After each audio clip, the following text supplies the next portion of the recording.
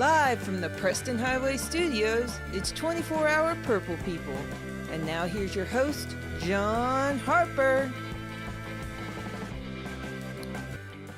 Well, good evening, Purple fam, and welcome to 24-Hour Purple People. My name is John Harper, and absolutely thrilled to have you along for the ride today as we are all set to talk everything that was the week in Louisville professional soccer, including a big win last night at Lynn Family Stadium and a couple of draws from racing we're going to get to. It was a busy week, lots of games, kind of preparing us for the Women's Cup. That's going to be a busy week as far as games go in the city of Louisville. But, I'm still standing. Yeah. And you gentlemen hopefully are standing or at least sitting. Hopefully you got your framing correct for this episode. Gentlemen, welcome to the show. Ken, why are you already trying to hide? Hello, how are you guys doing? I'm good, man. What's up? I haven't stopped standing. Hey. Standing this whole time. I'm ready. I'm ready too. It was exciting evening last night, and that's where we're going to begin today's episode. Last night, we hosted the Charleston Battery, the 13th place, 13-point Charleston Battery. You know, Louisville City feels like it's got all the momentum in the world, so it seems. It was a beautiful evening once the rain cleared out at Lynn Family Stadium. And Ken, you hit the nail on the head last week talking about this man, Charleston going up 1-0 early. Yeah, I figured he's their danger man, and I figured he would try to get behind him. This was a transition play, and got right behind Wes Sharpie there, and bam, tapped it in. That it happened totally against the run of play. Okay, but we responded well, so I was pretty happy. We did respond, and just like that, Brian Ownby with his career-high 8th goal of the season, Matt. Brian having a tremendous year. Yep, second chance after a set piece with Ownby shooting through the forest, the sea of trees there, knocking it right in. Beautiful, beautiful work. Enoch with some very fancy footwork to get his second goal against Charleston this season. What do you think of this goal there? It was a nice one, wasn't it, Ken? Yeah, it was. You know, we give him a lot of criticism because he dribbles down to that corner and he loses the ball a lot. But I think that time he made the right kind of choice. You know, just broke the ankles of that defender right there and slotted in on the inside post. He had an option to go to Harris on the other side, but that was a pretty nice goal. Enoch cooked that guy. Enoch Kawawa, not something you should do at this level, getting the red card there. And shortly thereafter, Wilson Harris, you can't stop him. You can only hope to contain him, Matt. He's going to get his, man. I mean, it doesn't matter if he's on the pitch for 45 minutes, 10 minutes, 90 minutes. He's going to get his one way or another. Here it's just individual effort. Just pressing right what he needs to, taking the ball away, and then burying it. Absolutely. Next up on the list. Ooh, what a sweet goal. He almost got the save there, but not quite. This was just a sweet service by Dia right to Sean Tosh. You love seeing Tosh. He has been locked in and tucked in, right, Ken? Yeah, I tell you what, he's one of our defenders, but he's one of our top scorers too. He's having a magnificent season for himself. So again, quite a server to the club. I love it. Oh, I absolutely love it as well. It's been great to see this run of form for Louisville City. They have had some tremendous wins and continue this streak, now outscoring opponents 22-5. Matt, when you look at the stats of this game, what were you most impressed about from Louisville City? It's not necessarily the stats that I'm impressed with from this game. It was the different ways in which we can beat you, right? When you look at the 4 goals we scored, you got the second chance goal after a set piece from Ownby. You got a great counter with some just absolutely filthy footwork from Matiti. Great pressure and individual effort with Wilson, and then great service and team play with Tosh. This team just knows how to win, right? There's a lot of tricks in our bag. Our attack isn't perfect, right? I mean, you could absolutely argue that we could be a little more efficient when finishing, right? We had a chance to go up maybe more than 4, but it's a potent attack, and that's enough for first place, and that's enough for me. Oh, absolutely. And it's just what we needed going into next weekend, Ken. We'll talk about that a little bit later. But anything stick out to you with this game with Charleston? It was unfortunate to see them score that goal early, but we did talk about last week Augustine Williams just being a tremendous player out there. Yeah, I mean, we knew we'd get away once or twice. Hopefully he wouldn't have scored, but he did this time. It's going to happen. And I think he's real close to 50 goals in the ESL right now. I think the stats across the board, it's a LouCity ball game. You know, we had almost 20 points on possession, almost 20 points on passing in their half. You look at the heat maps, it's all on top of them. You know, we played our game pretty much the whole game. Yeah, no, it was just absolutely a dominant performance once we got that goal out of the way. I have a good feeling that halftime talk was interesting. I believe that they got the hair dryer. Yeah, I hear that Super Drew had to stay outside of the locker room at halftime as well. So, but you know, Coach Cruz got it going in the right direction in the second half, and the rest was history. So it was a very, very dominant performance from that point forward, and hopefully we'll continue those dominant performances. You know, the fam was absolutely rocking last night. A season-high attendance, almost 12,000, and I'm sure we'll surpass that next weekend as we attempt to fill the fam, which we will cover a little bit later in the show. Hey, if you're out there in YouTube land, drop us a line, be part of the show with our live chat. We would love to hear from you guys, and we hope you're having a real country? Pleasant evening. Where? YouTube land. Is that a real? That's not like a sovereign nation, is it?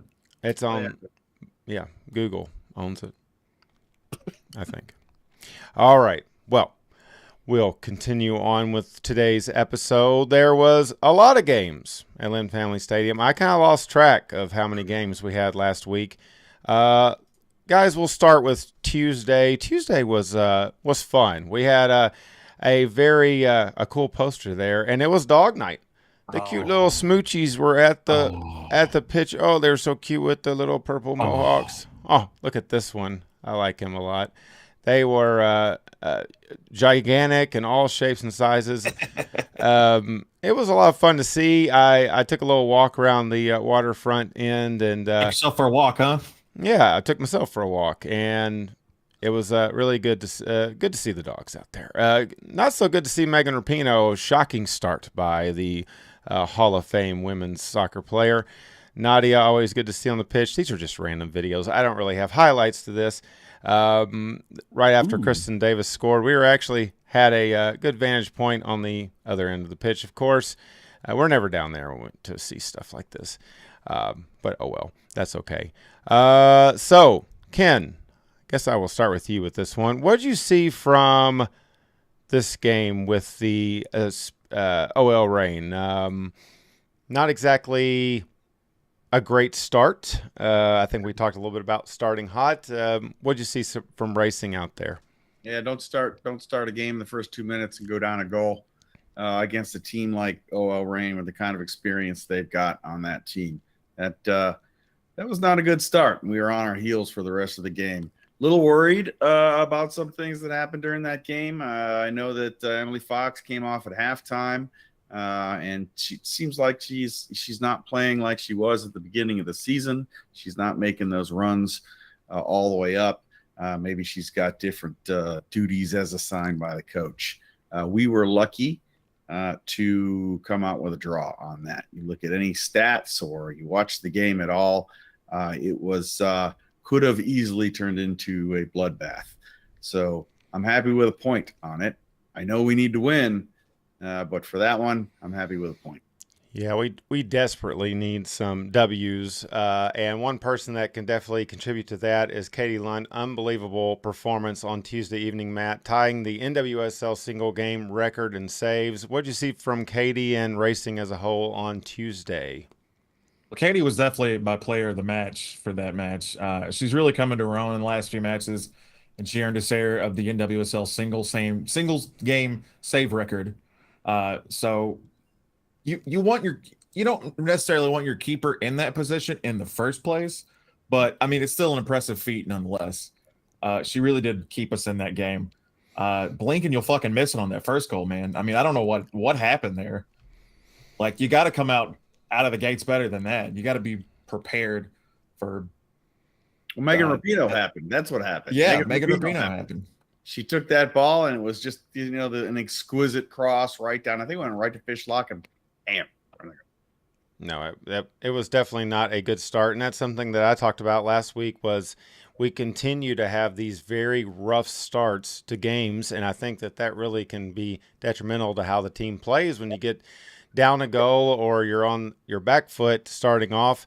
But the stats just unbelievable that we came out with a draw in this game. They put up 25 shots, Matt, to our 6, and we only had 1 on target. So definitely ways to improve going forward. Yeah, they dominated possession, man. Just absolutely dominated, especially in the first half. And it was a physical game. I mean, that's something the stats won't necessarily show you, but we saw some players getting bloodied and bandaged out there. And call me crazy, but I think that the knock on the head that Gemma took kind of woke her up a little bit, because she played a really good match after that, after she started rocking the head wrap. Not that I'm advocating for head injuries, but if it works, it works. No, Bonner definitely, that was pretty rough, and she just kept playing hard and got knocked down a couple more times. But when she gets knocked down, she gets up again. She kept heading too. Like, if you've sustained a head injury, why do you keep using your head in plays? I don't get it. That's tough, man.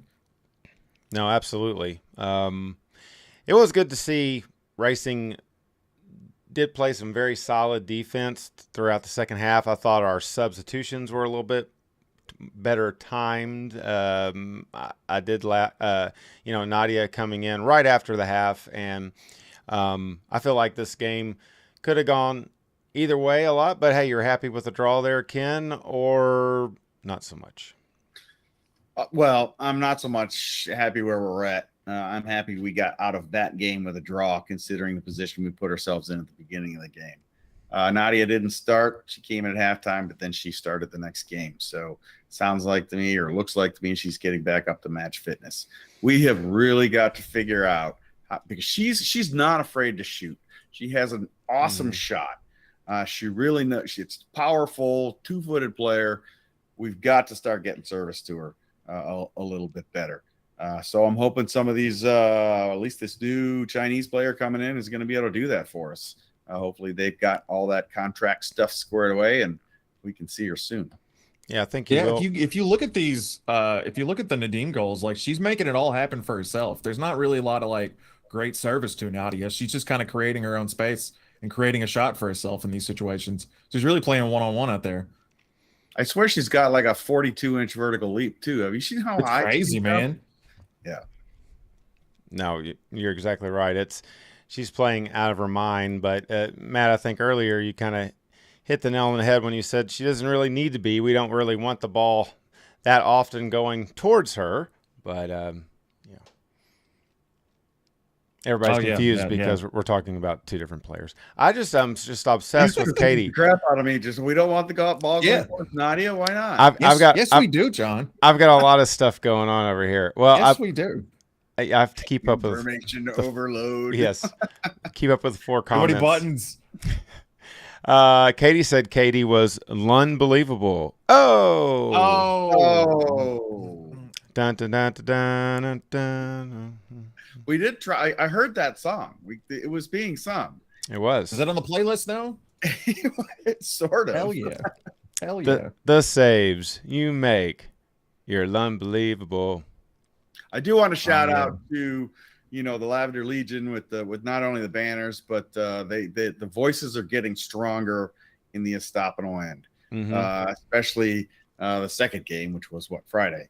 They're starting to really start to sing as a bunch, which is great and wonderful to see. Yep, absolutely. And Rachel, give a shout out to Rachel. She has been capoing a lot for Racing. Was up there for most of the game. I think she's been doing basically most of the games with Brandon in Katie's absence, and she capos with Katie, and they got to capo together on Tuesday. But yeah, they do sound a lot better. And speaking of Tuesday, that's a few days before Friday when we welcomed another team in, the Washington Spirit, in town. Gentlemen, the Washington Spirits, not the team that OL Reign is, but I thought that coming off Tuesday, we did start a lot stronger. Another draw, however, and it felt like this game we did show a little bit more immediate effort, and there's Rachel right there. The stats were a lot closer, but this is a team that we were two up on the table to. Matt, when you watch this Friday evening affair with the Spirit, Trinity Rodman, the gang, what'd you see from them? Well, stop me if you've heard this one before, but this was a very winnable game for us that turned out to be a very drawable game for us, right? Mm-hmm. We did so many things that you need to do to win the match, except score goals. And guys, in my humble opinion, that's the most important thing you need to do to win the game is score more goals. So, well, a little bit short. No, I was pausing for laughter there. Whatever. We did come out of the gate better. We came out of the gate a better team, which is good, right? And given the circumstances, we're very dissimilar. We were on the front foot, which was nice. I think where we kind of fell short was our marking and our spacing on defense. I think we gave Washington a lot of space in the midfield and in the 18-yard box, and we were kind of slow to close out. On Hatch's goal, I mean, she just kind of shoots through 4 racing players to beat Katie near post, and we were giving them a lot of space to work with, and unfortunately it bit us a little bit. Yeah, we continue to give a little bit too much space in the box a lot of times too, and that's very worrisome. Ken, what else did you see from racing on Friday night? Did you feel like it was a better overall effort than Tuesday? No, I'm going to contrary to popular opinion. I don't think it was a better all effort. I think we were playing a team that was not as good. I think where we continue to struggle is getting the ball from the back to the front and getting it through that midfield. Our possession numbers continue to suck, and we've got to figure that out because our strikers, and they're extremely talented, are not getting the service that they need. We're defending, and I kind of agree with you, Matt. We are struggling a little bit in the defense, and that you can see that in the number of saves that Katie Lund is being forced to make. But we're just struggling getting that ball out of the back and playing it forward, playing it through. A lot of long balls coming from Katie Lund all the way up to the front where Nadia Nadim or Jess McDonald is running around chasing after him. And I hate long ball. I think we need to play a possession game, and we're not doing it. Yeah. Which game was it? Was it Tuesday evening where Jess had the runaway goal at the very end that was just screwed up? That was Tuesday, right? It's all a blur. It is all a blur. I believe it happened twice. I believe there was one game where she played pretty much the whole game and gave everything that she had. That was Tuesday. I will give that to her. But then when she did have a breakaway, she pushed it a little bit too far and just couldn't make that angle. I believe she came on Friday as a and sub. she did something similar as well. Which it's concerning, but we shouldn't have to rely on long ball breakaway goals. We have talented people. We just need to play forward. And that's what we don't have a lot of like reps as a team. I think I've mentioned this before on the show that we don't have a lot of playing minutes together with this group. There's been so much turnover. So it really seems like our link play is what's really suffered because of that, right? We're not able to link up and build through the midfield, right? Because we're just not used to playing with one another. So I think that's really what's hurt us this year. Well, we struggled on who those midfielders are going to be, too. I mean, we've seen the past 2 years, Freya's gone on and off. We've seen Jalen Howe begin to coalesce in that midfield role. DeMello was moved kind of from the middle out to the wing. I think she's more potent out on the wing. That kind of leaves that kind of skill gap in the middle. Cece Kaiser used to be able to come back and be able to manage the ball in the middle, and that's why I'm happy, knock on wood, that she doesn't get hurt, to see a new kind of possession skill player coming in from China. I cannot say her name yet, so I won't. We'll figure it out. We'll get there. Yes. After this match, Coach Bjorkegren said we have 7 games left, and I think we need to win 6. And then he added, "You never know," right? So currently 538 gives us about a 2% chance of making the playoffs. Hey, it's better than nothing. Do you guys agree? Do you think we could do that? It's pretty fair. No, I don't think we can do that, but I think we need to win some games. We need to get some confidence. So when we hit that off season, we're on the up and up. What do you all think about Coach Kim Bjorkegren's tenure? How long have we given? I think you want to go ahead, John? You want to go first? Yes. First off, I asked the questions. That's a yellow. I think that Coach Kim. I think we have to give him. We have to give him. He's on the rule book. Yeah. You know me and the rules. I have a lot of rules. Okay. So we can say let's give him time. Let's give him time. We can only give him so much time. But I also believe that the NWSL. I'm going to tell you my honest opinion. I think right now that a lot of teams are just a little gun shy on coaches. Okay. I feel like right now you just want honest people. Who knows what happened over the transition from the last coach to Coach Kim. So I think there's a lot of weariness on that. They look for people that have good backgrounds, good integrity, good individuals. I think that also factors into it. To be honest with you. But I also think that we can't just let this go on forever. It's been disappointing. I will point out, love Lance McGarvey. I'm going to use something he said. He went on this little 5-6 thread rant about racing and supporting racing and stuff. And, I look at racing and I look at soccer in general as you support your teams. It's different from other sports. I'm being a Cubs fan. The Cubs have traditionally sucked. But I love the Cubs. But if they're having like a really crappy year, I'm going to make no effort to get to Wrigley Field. Okay. On the flip side of that, racing could lose every game. I would go to every game that I possibly could. I think we have to get out and really show some support right now because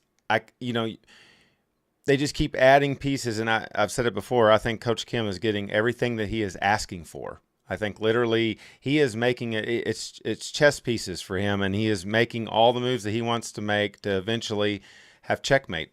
So let's just see how the rest of the season goes with his little shoulder shrug, and 6 out of 7 would be tough to do. But it is possible. Anything is possible, and we'll see. What about you? Who's next on this conversation? How was that? Was that good? It was terrible. I asked the question when I threw him completely off his mojo. I do want to bring in Katie said in the chat, forwards have been playing a lot more or playing more defense than offense. Interesting, Matt. Yeah. Okay. Well, they're coming back for the ball. You see Jess McDonald and Nadia Nadim and even sometimes DeMello are coming all the way back and getting up on defense, which is just running their legs to nothing, which makes it a lot harder when you're later in the game on a breakaway trying to go around a keeper and put the ball in the net. They're doing too much work, and it's because we can't get things through that midfield. Okay, I'll allow Ken's question to stand. Matt, tell us about Coach Kim. How do you feel about Bjorkegren's tenure? I think that I would be shocked if they made a move. The front office made some sort of move this year. I think that he's on the same wavelength.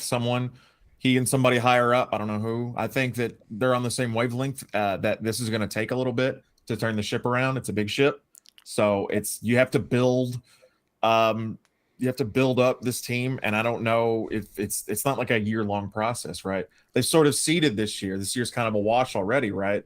But if we can come out next year, once the foundations have been laid, and start to see some growth and some W's, some actual points, because we've seen a lot of growth, right, in terms of the play, but it just hasn't translated into wins or points at all. But if we can see some of that next year, I think he's fine. I think it's a little too early to maybe start thinking that. For it to make a change, because I mean, in for a penny, in for a pound at this point, right? Like, we've already put so many resources into building sort of the team that Bjorkegren wants. Might as well see it through to the end, right? Yeah, no, I agree with that. Ken, You got to give him at least a year. When did he come in? Yeah. He didn't even get an off season. So Right. you at least have a given year, if not a year and a half. So if we're still losing like we're losing right now, we're not gaining points. We're not losing, actually. We're getting a lot of draws. This time next year, then you can start, I think, asking the questions. But you have to at least give them until this time next year to kind of get the ship righted. Yeah. Mm-hmm. No, I agree. And like I said, he is having, they're giving him a lot of choices. I feel like all these players are connected, like that are bringing on right now. He's wanting to pick and choose people that he think are going to work in his system. And that's what he is trying to build up. And we hope racing continues in the right direction. Hey, a draw is a draw. It's better than a loss. And two tough opponents, especially the rain. So you got to take that out of it. Take the good with the bad, I suppose. But get out and support racing. Damn it. Yeah. Two solid crowds, but not what we saw against Portland. So let's get out there and support our local clubs and show them that we support them no matter what. So, all right. Well, I hope you guys have your notes ready and your black T-shirts on, as next Saturday we welcome the Tampa Bay Rowdies. Louisville City once again finds itself up against a second-place opponent in the Eastern standings for the third time this season. They've won both of those occasions. Ken, I guess I will start with you on this one. This is obviously a big game. Tampa creates a lot of big chances. They have a lot of great players on that team. How do you feel about this matchup coming up on Saturday? It's going to be a great game. It's going to be a close game, too. And I think I say it every week. There are going to be a lot of cards. I really think there are going to be a lot of cards in this game. It's going to be pretty scrappy. Trying to hold Dos Santos down is going to be a tough task for our defenders, because he's a pretty strong striker up there. And they've got a veritable plethora of talent on their team. Tampa seems to always have quite a bit of talent, not only that they can put on the 11 that come out on the pitch, but also that they can pull off the bench. So they play a game a little bit similar to ours. They do try to possess the ball. It's going to be kind of really interesting to see who comes out on top on all of that. I think we will. I want to see some of our players that are injured come back, or at least make the bench. That would make me happy as well. Yeah, that would be nice to see some of those missing players. But, Matt, we talked about earlier, coming off of last night's game, Louisville City is in a very good spot, playing very well. Best point in the season so far in club history. Wilson Harris back scoring last night. Tampa's a dangerous team, but got to have some confidence going into this one next Saturday, right? Yeah, absolutely. I mean, it's going to be chippy, like Ken said. It's going to be physical. It's going to be a playoff atmosphere because both of these teams want to beat each other, right? And they both want to make a statement as we sort of move towards the home stretch of the season as to who is really like the dominant force in the Eastern Conference. So let me just go over Tampa. They've won 7 games in a row, right? They're unbeaten in their last 13. So they're on a real tear, but they're still a point behind us. So that's really just saying, guys. Sorry. We got a game in hand, too, right? Yeah, we also have a game in hand. Yeah. It's a formidable attack. It is, and it doesn't let up, right? So 5 different times this year, or it's 5 different times during this unbeaten streak, they've conceded the first goal and then came back to win. So it's looking like we're going to need at least a couple scores to put these guys down. City is tied for number 1 in the league in big chances created now, and it'd be really nice to see a few more of those chances kind of find their way home. The team that we're tied with now, by the way, for big chances created is Tampa Bay. So there you go. We're in for a show on Saturday, I think. Yeah, absolutely. And not only are we in for a show with 2 best teams in the East, but we're expecting a huge crowd. It's going to be a wild environment. Louisville City plays really well at home, a tough team to beat there. How does it inspire and make a game different when you've got 13,000 possible supporters in the stands for maybe a record-setting night at the FAM.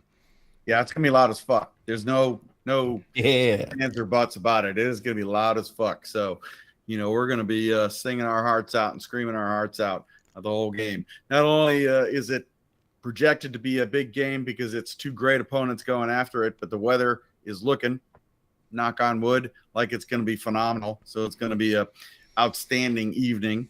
They've already, dropped the prices on the supporter zones, so those are going to be full. It's just going to be mayhem from start to finish. I can't wait. Yeah, what about beer prices? Have they mentioned those? What? What about beer prices? Have they mentioned dropping those? Or those? No, those are going up, man. Matt, they had to compensate somehow, right? They had to. Exactly. They're gonna get their money. Not only is it a Fill the Fam evening, Matt, but it's also a blackout evening at Louisville City, asking to have everybody in black. Something we see a lot in college basketball, especially. How do you feel about this? Everybody wear the same color shirt. I wear black a lot. It's very slimming. So that's probably why I wear it most often. People, every time I wear black to a game, people always yell at me about like it doesn't block heat. What does it do? Does it absorb heat? It absorbs black heat. Does? Yes. That's bullshit. I don't believe that. First of all, I've never seen any science behind that, so I don't think that's true at all. All right, let me do something here for you. Okay, so here's how this works. When you wear a white T-shirt, it's like reflection, right? So black will absorb the heat into your shirt. So when you walk up to me at a tailgate and you tell me that you're hot as the F-bomb, and I will look at you and say, why are you wearing a black T-shirt? And then you say something similar to what you just shared with America. Anyway. Ken, do you own a black T-shirt or black style of whatever that you're going to wear? I do think you own a black jersey with you've got that one LouCity jersey, right, with the black and the purple and the at the bottom. Rebecca actually said something about it on Twitter, saying it was her favorite. Yeah, that's my favorite too. It's the old Crest black and purple jersey. Probably what I'll sport. It's getting a little worn out. Get some smoke holes in it, things like that right now, but. I think either that or some sub variety of black Hawaiian shirt seems to be my groove and my vibe now. Yeah, we're gonna see, but it's gonna be fun regardless. I think the club a number of years ago tried this before, and it was like a abject failure, as I recall. But I think they're gonna put a lot more effort into getting the word out. So maybe it'll work this time. Plus, they're trying to sell a whole bunch of new black and gold jerseys, so there you go. You guys like our LAFC kits? Yeah. I like the crest. I like the little crest. It's fun. I'll tell you that at both racing games and last night, I saw a lot of people already wearing the black kits. So obviously they have moved some of those. Want to circle back real quick. Rebecca said, I want Coach Kim to show more passion on the sidelines. Might be a cultural thing. Not sure. Sergio and Mario go after the refs pretty hard. That's a good point. I've kind of noticed that myself. Ken, I'm sure you've seen it, being that you have bomb seats. Yeah, well, the first thing I noticed is he's not a small person, not a small human, but he wears these purple velvet like loafers. Yeah, which is pretty fun, unless it's kind of raining. No socks. No, they don't do that in Europe. And then he wears skinny jeans and a suit coat, very European kind of style. But he has progressively gotten a little bit louder on the sideline. The first couple of games you didn't hear a peep out of him, and now he is louding. So maybe by the end of the season it'll be like the unleashing of Thor or something. I'm not sure. We'll see. I really hope that Coach Kim and Gorp get a photo shoot at some point, because that would be an interesting contrast. Unless it was the giant terrifying Gorp, that would be even more scary. I want to see Coach Kim in the Gorp outfit. I want him to an even bigger Gorp. Make a costume for him. Let's go. No. The last Gorp is definitely, that's as big as we need our gorps to be. Yeah, we don't have that size. All right. Well, it definitely will be an exciting contest. Tampa, say what you will about them, have been a great team. Knocked us out of playoffs, obviously, last year that we don't like to talk about. But I think this has become really our biggest rival in the USL in a lot of ways. I don't see another team being, if you expect your rivals to be solid teams, this is a team that's always at the top of the table with us. At times they've been ahead of us. Last Saturday they were ahead of us for 3 hours. So, anything can happen. It's going to be wild. I'm excited about it. It was great to see so many supporters last night in the Estopanol end, and I'm sure it's going to be just as packed. And hopefully it doesn't rain so we can hang our banners up. Wink. All right. The one thing I liked about the banners is we didn't have to put them away at the end of the night. So I was able to go what back. a great feature that was. I was able to go right out to the parking lot and turn on my giant speaker and play music for everybody. People were like dancing around, waiting on their lifts and their Ubers and stuff like that. Covering their ears and stuff. That was great. Yeah. All right. Here's something else on Saturday. Yes. If I can just slip this thing in, is San Antonio lost last night, which puts us 1 point behind San Antonio now. And then, of course, we already mentioned that we have a game in hand on Tampa. So this win potentially on Saturday could get us into pole position. Coming for that community shield, baby. Yep. We kind of put some separation between us and Memphis, and now it's time to do the same in Tampa Bay. So I'm excited about it. Let's go, boys. All right, moving on. We're going to get to our Houston Dash preview. Gentlemen, next Friday, Racing heads out before the Women's Cup, week after next, starting a week from today, actually, next Sunday. At BBVA Stadium in Houston, we are taking on the Houston Dash, a team that we are very familiar with, and they are currently sitting at third on the table. Matt, I will start with you on this one. They've had some big wins this season, including a 5-0 win against Orlando Pride. They've had some really big sparks of offense, but they are mostly a defensive team, or am I reading them wrong? No, I think that's a fair estimate. I think you can't really talk about this game without talking about Ebony Salmon, right? I mean, all eyes are going to be on her, and not just because her departure left a lot of people bemused and maybe a little angry, right? She's also netted 4 in her last 2 games, which is kind of torture for us to watch when we could have won or drawn each of our last 5 matches with just 1 more goal, right? Hold on to that of the month. Hold on to that thought. She's already scored 2 goals against OL Reign. Oh, I'm sorry. So she's put in what 6 in her last 2 games? Yeah, they're at 67 minutes. And Ebony Salmon's put them in the lead 2-1. I gotta say, man, it's really rad to watch her come out of the gates with the dash and make such an immediate impact.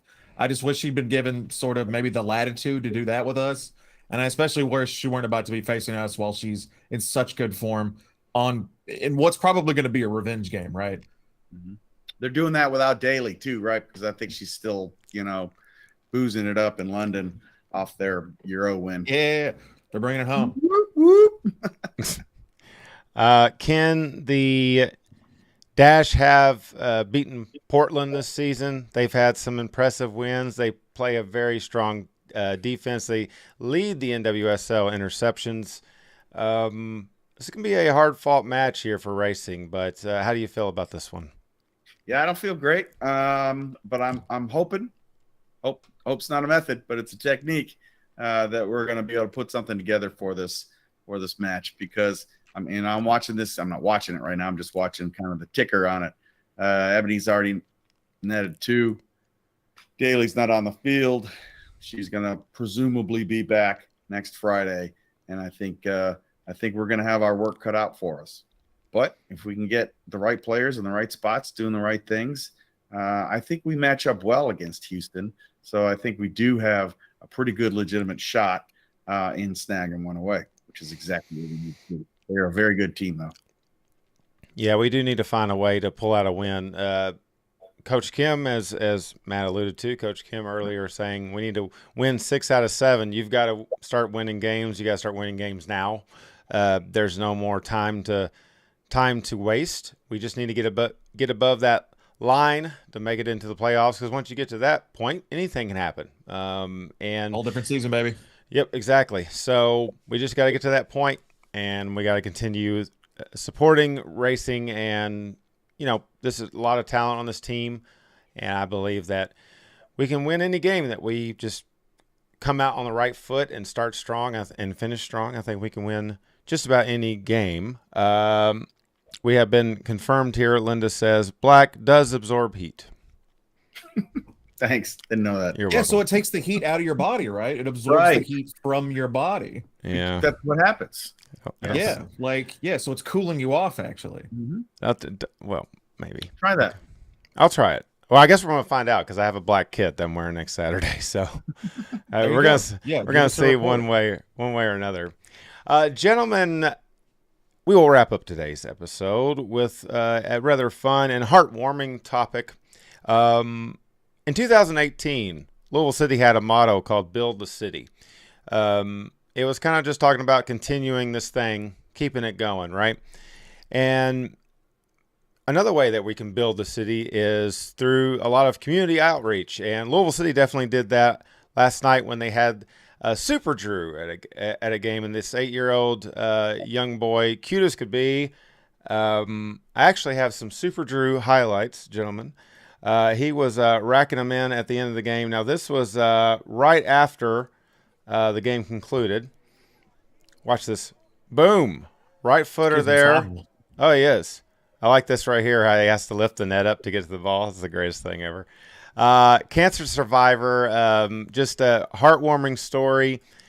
I just thought we could take a second and just say how it's a really cool story, having him in the locker room and all that. And Ken thought we'd take a second, talk a little bit about some of the community outreach, charity things that Louisville City, supporter groups and things like that have been a part of this season and stuff like this. You just love to see it, right?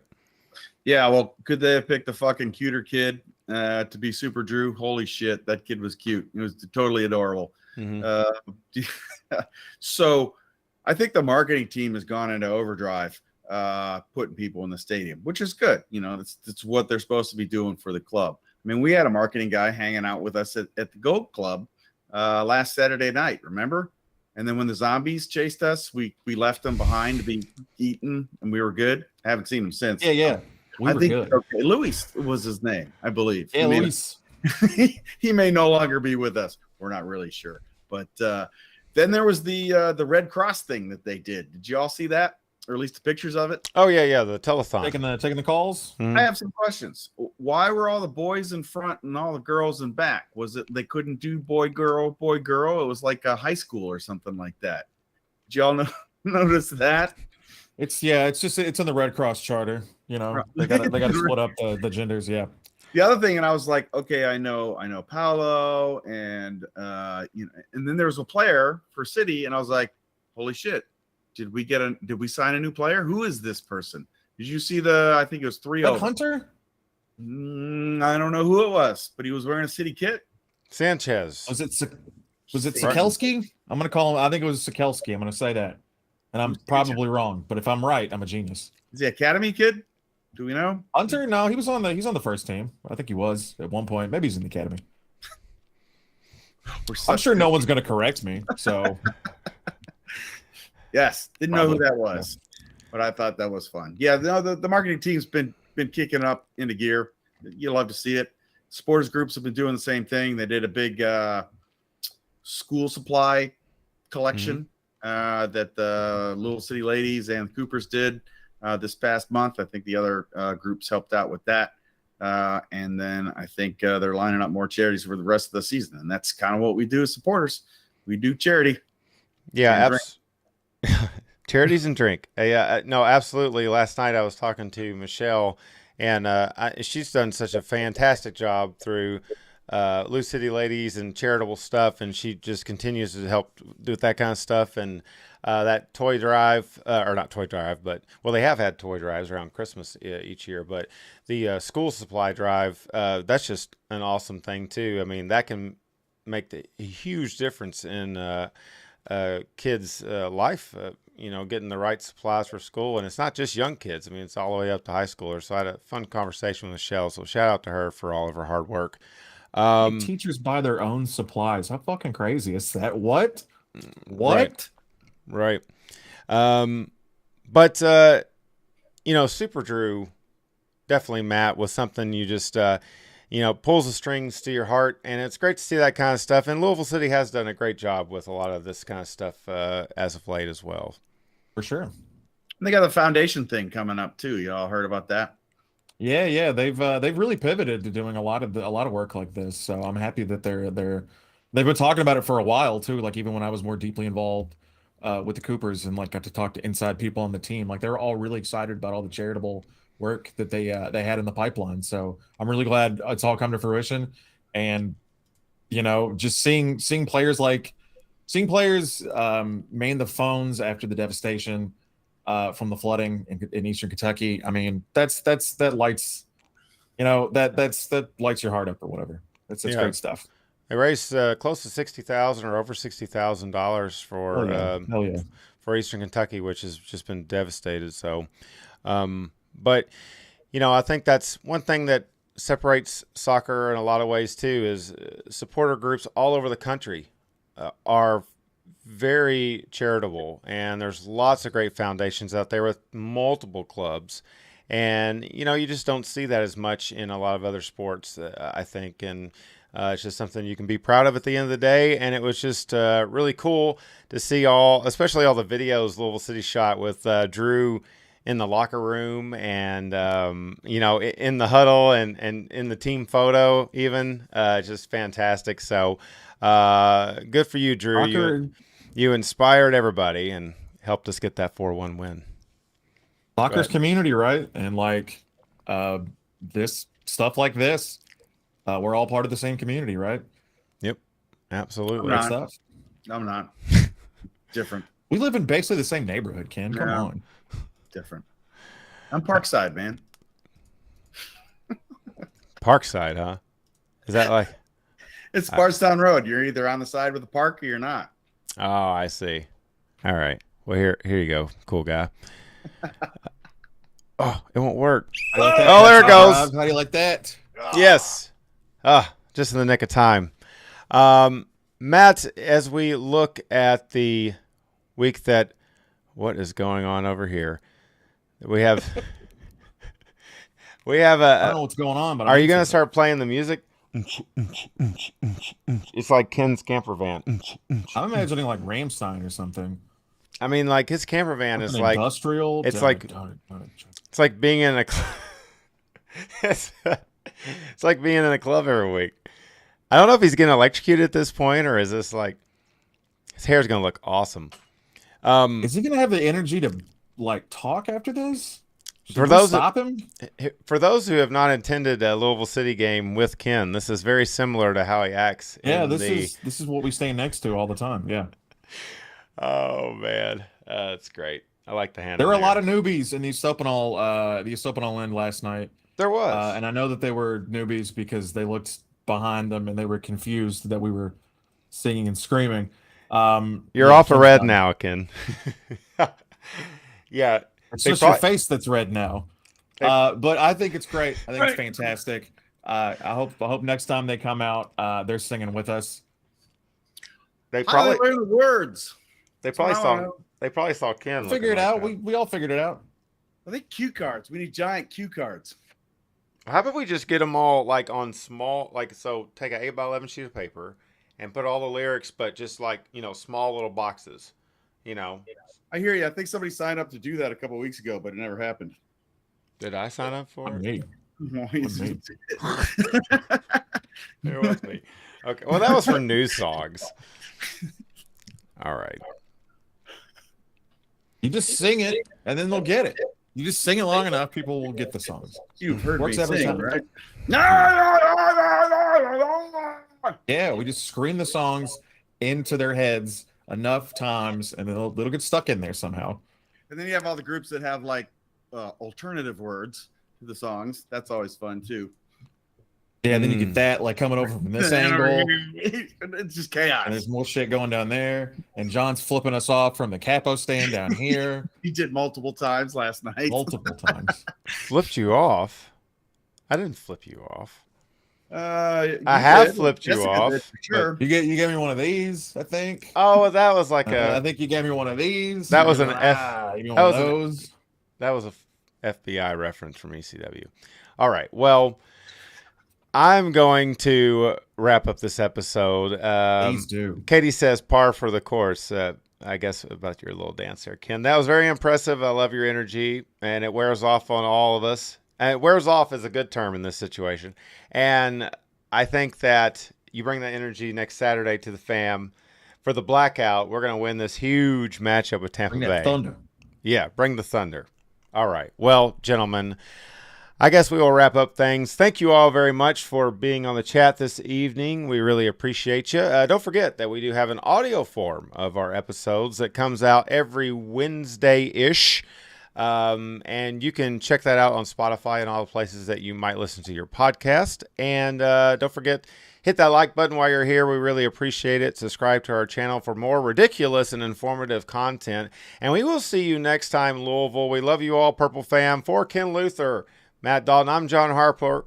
Who am I? I'm John Harper. See you next time. Bye-bye. Back in black. Hit the sack. I don't know the rest.